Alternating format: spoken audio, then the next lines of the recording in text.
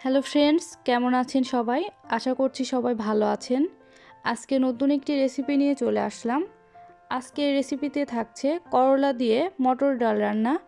এই সহজ রান্নাটি খেতে কিন্তু দারুণ মজাদার হয়। আশা করছি আমার আজকের এই সহজ রান্নাটি আপনাদের কাছে অনেক ভালো লাগবে। তো চলুন কথা না বাড়িয়ে আমার আজকের এই রেসিপিটি শুরু করা যাক।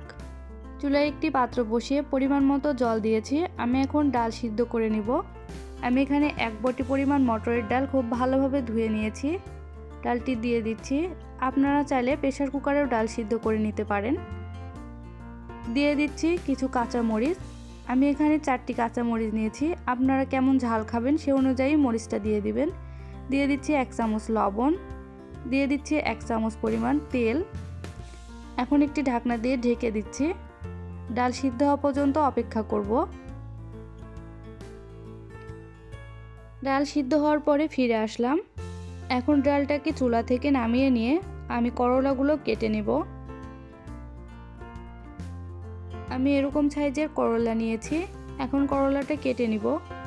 আপনাদের করলার সাইজ যদি ছোট হয় তাহলে পরিমাণে একটু বাড়িয়ে নেবেন। আমি এরকম সাইজের 2টি করলা কেটে নিচ্ছি একইভাবে। করলা 2টি আমি এরকম পাতলা চাক করে কেটে নিয়েছি। এখন খুব ভালোভাবে করলাগুলো ধুয়ে রান্নায় চলে যাব। চুলায় একটি প্যান বসিয়ে তেল দিয়ে দিচ্ছি। তেল গরম হয়ে গেছে। এখন করলাগুলো দিয়ে দিচ্ছি। করলাগুলো নেড়ে চেড়ে এখন লবণ এবং হলুদ দিয়ে হালকা করে ভেজে নিতে হবে। দিয়ে দিচ্ছি সামান্য পরিমাণে লবণ। দিয়ে দিচ্ছি সামান্য পরিমাণে হলুদ গুঁড়া। লবণ এবং হলুদটা দিয়ে করলাগুলো নেড়ে চেড়ে আমি একটি ঢাকনা দিয়ে ঢেকে দিব 2 মিনিটের জন্য। করলাটা ঢেকে ভেজে নিলে করলাটা সিদ্ধ হতে বেশি সময় লাগবে না, খুব তাড়াতাড়ি সিদ্ধ হয়ে যাবে। এই জন্য ঢেকে আমি হালকা করে করলাটা ভেজে নিচ্ছি। করলাগুলো প্রায় ভাজা হয়ে গেছে। আপনারা দেখে হয়তো বুঝতে পারছেন আমি কেমন করে ভেজেছি। এখন করলাগুলো প্যান থেকে তুলে নিচ্ছি।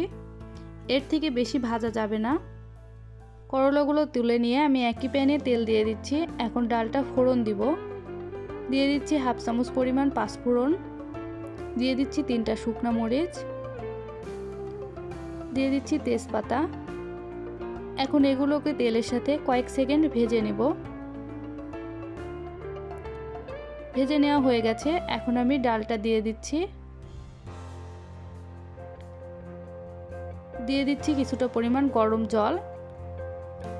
মটর ডালটা ঠান্ডা হলে অনেক ঘন হয়ে যাবে, এজন্য সেই বুঝে জলটা দিয়ে দিতে হবে।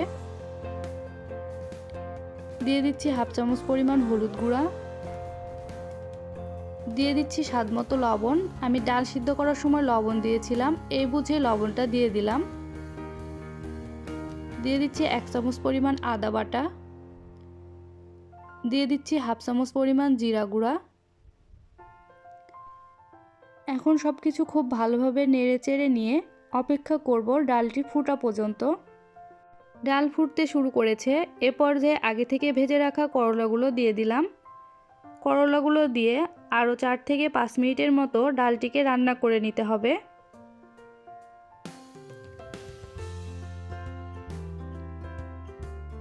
4-5 মিনিটের মতো খুব ভালোভাবে ডালটি ফুটিয়ে নিয়েছি। এখন নেড়ে চেড়ে দিয়ে দিব 1 চামচ পরিমাণ ঘি। এই ডালে অবশ্যই আপনারা ঘি দেওয়ার চেষ্টা করবেন। ঘি দিলে ডালটি খেতে অনেক ভালো লাগবে। দিয়ে দিচ্ছি 1 চামচ পরিমাণ চিনি। চিনিটা দিলে এই ডালের স্বাদটা অনেক বেশি বেড়ে যায়। তবে আপনারা চিনি খেতে না চাইলে স্কিপ করতে পারেন। আমি আরও 2-3 মিনিটের মতো ফুটিয়ে ডালটি চুলা থেকে নামিয়ে নিব। ডালটি নামিয়ে নিয়ে একটি সার্ভিং ডিশে ঢেলে নিচ্ছি। এই ডালটি খুব সহজে রান্না হয়ে যায়, খেতে কিন্তু দারুণ মজাদার লাগে। আপনারা আমার আজকের এই রেসিপিটি ফলো করে বাসায় একবারের জন্য হলেও রান্না করে খেয়ে দেখবেন। কেমন হয়েছে তা আমাকে কমেন্ট বক্সে জানাবেন। আমার চ্যানেলে যদি নতুন হয়ে থাকেন আমার চ্যানেলটি সাবস্ক্রাইব করে আমার সাথেই থাকবেন, যাতে করে নতুন কোনো ভিডিও দেওয়ার সাথে সাথে নোটিফিকেশন পেয়ে যান। লাইক এবং শেয়ার করে অন্যকে দেখার সুযোগ করে দিবেন। আজকের মতো এই পর্যন্তই। সবাই ভালো থাকবেন, সুস্থ থাকবেন। দেখা হবে নতুন কোনো ভিডিওতে।